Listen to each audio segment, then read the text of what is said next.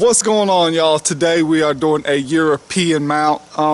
This will be my fourth one I've done this year. I just started doing my own European mounts like 2 years ago, and then I do them for buddies, etc. This is all self-taught stuff or stuff that I've learned from watching other videos or reading online, stuff like that. Very first one I ever did, basically didn't read anything, didn't watch anything. I just went to hacking, and then I've learned from there. So lifetime, this will be my 9th European mount that I've ever done. It's very simple, very easy, as long as you got the tools and a sharp knife. This is the deer we will be European mounting today. Has a pretty crazy hook right there coming in off that G3. Pretty awesome. This was actually a bow kill. Hank, get out of there. Pretty sweet. The first step you got to do is you got to remove all this hide, all right? All the way around. There should be no hide left, so you just get to cutting. Best way I found is I start from the back. This deer was actually frozen this morning, and I started thawing him out. So he might not be all the way thawed out. The only thing you got to be, there's really no, I don't have a special way of doing this. The only thing you got to watch out for is not to cut the bone, because you will be able to see that after the boiling process. So just get to hacking, get that hide off, and try not to cut the bone. I come up and then I go ahead and I come to one antler. I go up underneath it like that. And I don't try to get super close. I get as close as I can, but I don't try to get super close yet. Just try to get the access of this hide off.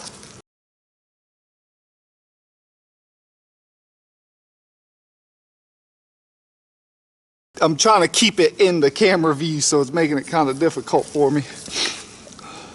Let me do this. All right, there, that should be better.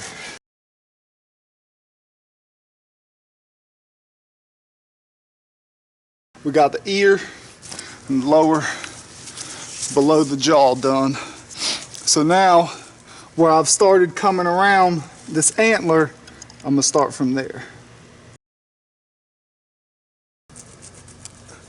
I've tried the coming from up underneath that way, and I just can't get as close as if I do it coming from the top. So that's how I do it.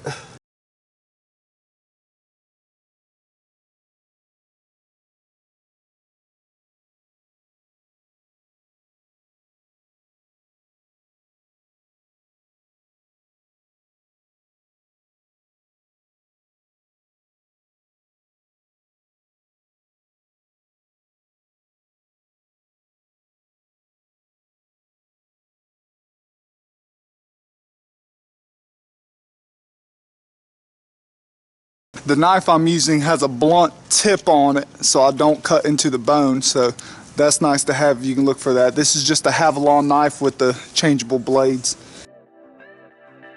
And now I'm just cutting down the eye socket.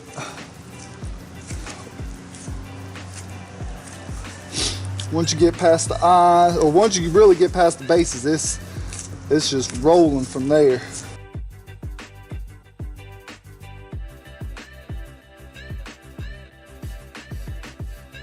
Oh, sorry guys.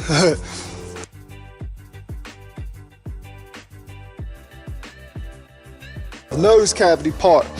I go ahead and I just cut straight down through my nose cavity, because you're going to remove all that anyway. So the only thing you don't want to cut through, right there, the nose cavity, the only thing you don't want to cut through is the tip of the top jaw. All right, so go ahead and just hack all that off.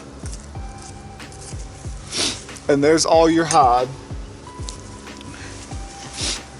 We have all the hide off. I'm gonna touch up around the base of these horns a little bit.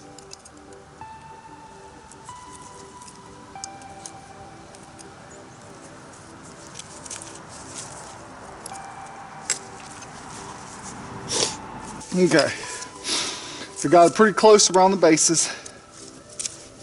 Now we need to remove the eyeballs. Just find that eye socket, stick your knife in there.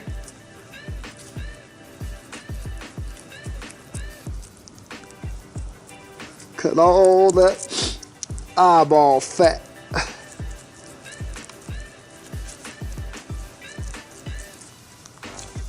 Yeah, I can still feel it's pretty frozen in there.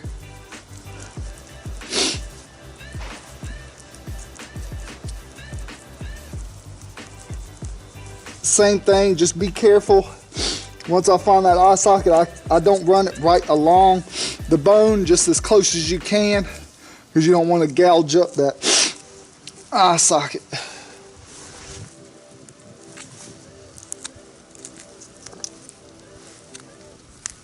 Once you can get a hold of that eyeball, cut that sucker out of there. Eyeball is gone. Eyeball is gone. Get the other one. Alright, well, don't know how this is going to work out since it's still frozen. But now what you want to do is you want to cut the tongue out. So I'm just going to find that bottom jawbone. I'm going to cut straight down the jawbone.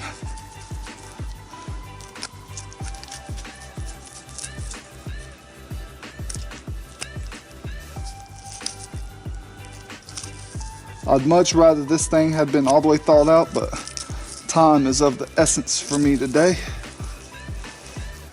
Ooh, that's still frozen.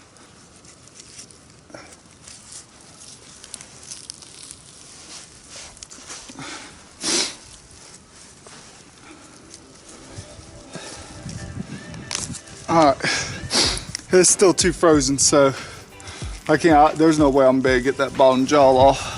Since it's still too frozen, I'm gonna go ahead and I'm gonna put it in some hot water just to thaw it out and get that bottom jaw off.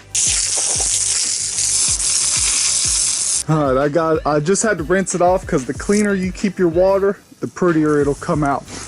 I just got a small flame going to it because I'm not trying to boil it, I'm just trying to thaw it out. So I got a small flame, get that water hot. As long as I got all that hot off, I should be good to go. I'm gonna let this run for about 30 minutes, come out here and check on it. So I got it pretty good and thawed out. It was in there for a total of 40 minutes and started to cook the meat a little bit there, but I didn't have the water boil and it was just really hot. Let's finish removing this bottom jaw right here. Cut down that tongue. Oh yeah. You want to pull all this out. And then where the jawbone, the muscles that hold the jawbone, the top and jawbone together, you're just gonna cut down through all that. See how I made my slice down the jaw? Made it down the jaw right there, and then I cut up the muscle right there. The same thing to the other side.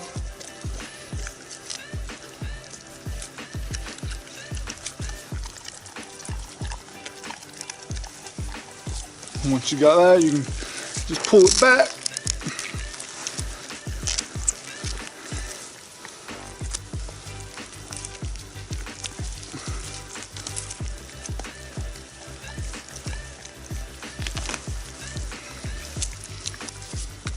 Break it free, all the ligaments and stuff that's in there. There's one side. Oh.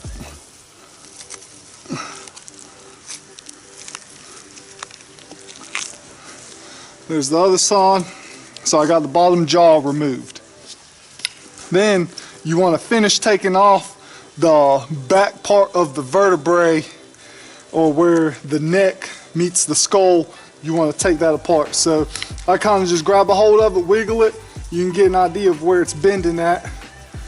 Cut straight down through there.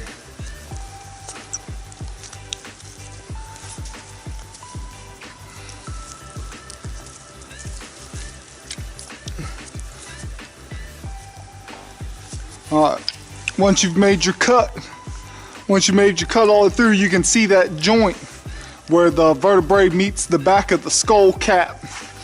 You're going to cut down through it and then disconnect that joint.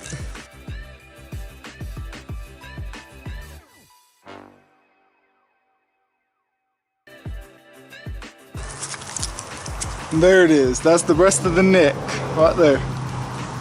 All we have now is the top of the skull, and then that's the back of the skull cap right there. Inside there is the brains. What you're gonna try to do is just, oh, it's still a little frozen there. Cut as much of this excess meat off as you can. It'll cut down on your boiling time. So I'm just gonna go through and kind of just shave some of this off. The first one I did, I didn't even remove the bottom jaw or that back neck bone. It all just fell off whenever I was boiling it. And that day I boiled for like 6 hours. Once I figured out, take the bottom jaw off, take that neck bone off to where you have just the top skull, it literally cuts it down to where I boiled for only like 2 to 3 hours. And the rest of that will boil out. So here you have it, just the skull. Got the bottom jaw removed, got the rest of the neck removed. I'm gonna clean the water in my pot and then set this in there, and now I'm gonna get my water boiling. Got some fresh water in there. I ended up spraying the skull off a little bit with the water hose just so that it's clean. And I got me a high flame going now. Now I'm gonna try to bring this water to a boil. I'm gonna check on it again in probably about an hour, because what you don't wanna do is let your water line get below the bases. Then it'll dry up all the fat and stuff around the bottom and just looks real ugly. So I come out here, check it. If it gets below the base, I'll fill more water in it. If it starts to get that white foam and the water gets real nasty, I change the water. Our skull has been boiling for almost 3 hours. I've had to refill it twice and change the water once. How I know it's ready is you see at the top of the skull there, the meat and skin is starting to break away. That's how I know it's ready to be pressure washed. I like to just use the old pallet. I lock the horns into it, you know, like yay, or however. I'm gonna start with it nose down when I start spraying. Is I'm gonna start from the back, blow everything forward. Be careful not to hit the horns because it will take the color off of the whole. The pressure washer will take the color off the horns. I just use a little 1800 PSI pressure washer. Get it from old Walmart, about $150. So I'm about to get the pressure washing. I start out with this yellow tip. It shoots more of like a flat spray when I go to spray. Once I get the majority of it off with this yellow tip, then I'll go to the red tip where it shoots just a straight beam.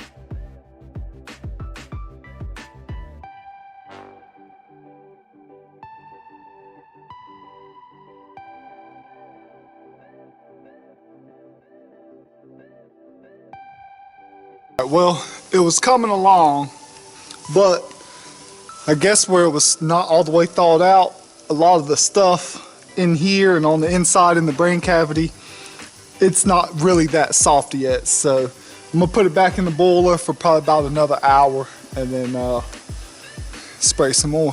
The only thing now though, since I'm putting it back in there with a lot of it gone, is you really have to be careful on not getting your water too hot and to where this bone just gets real brittle and falls apart. So that's the only bad thing about having to put it back in there, but it can be done. It's boiled for a whole nother hour, so about to hit it with the pressure washer again. Hopefully it takes the rest of it off.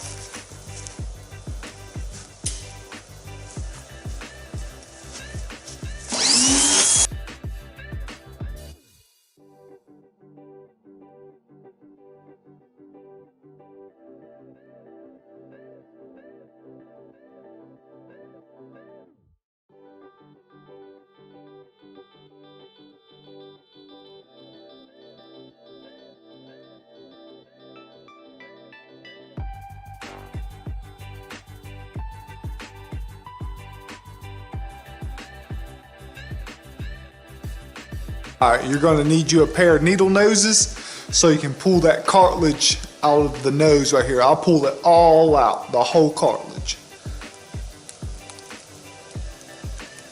Alright, I'm going to have to set it down and do this.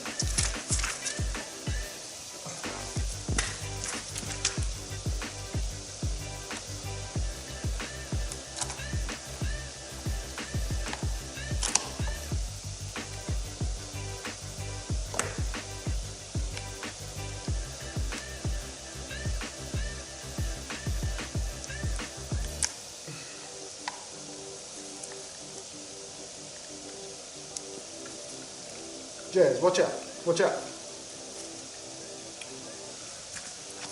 See, I just pulled out one side of the nostril right there.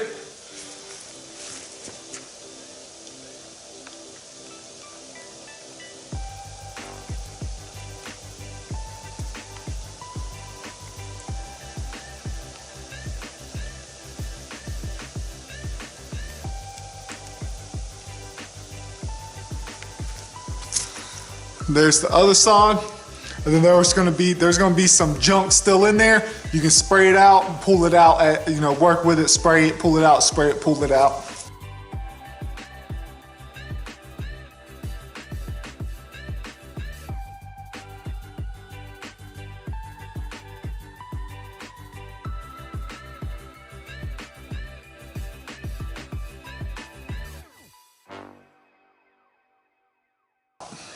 The earbud right here, where the ear hole is, you can take a Phillips head screwdriver and stick it in the ear hole and pop that earbud out. It'll allow you to access inside this brain cavity a lot better because there's a lot of stuff inside there.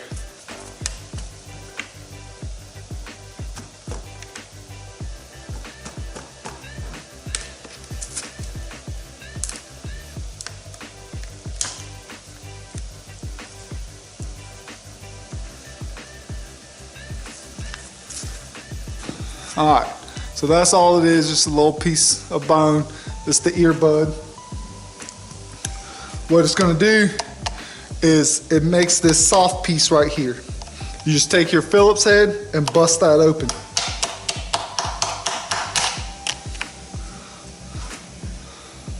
Voila.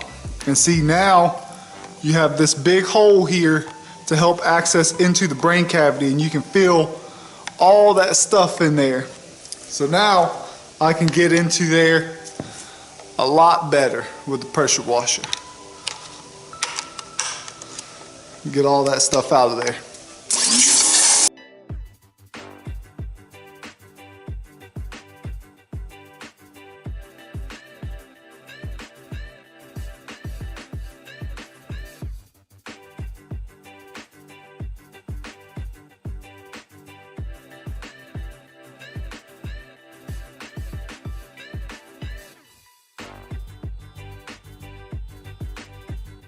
It's coming along, starting to look pretty good.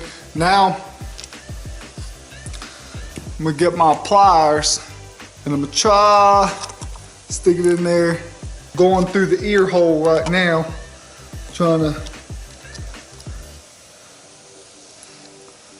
All right, that's the piece of that bone that I busted in earlier, and it was attached to that brain membrane stuff. I'm sorry, I didn't know you guys couldn't see. Some more of that old brain membrane.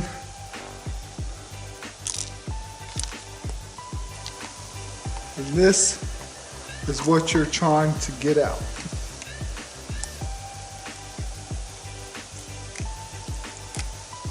Well, looks like I'm gonna get it out piece by piece. I was hoping to get it out in one big chunk. I've done it before, and it's pretty amazing. Here we go. Here we go. Dang it.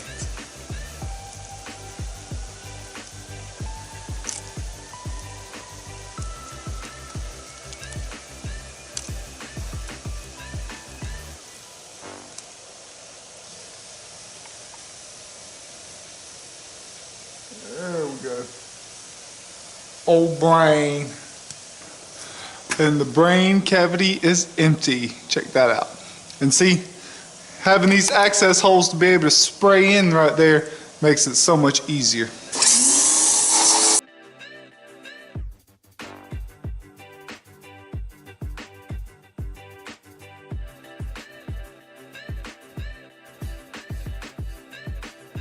Spray into every nook and cranny that you can see.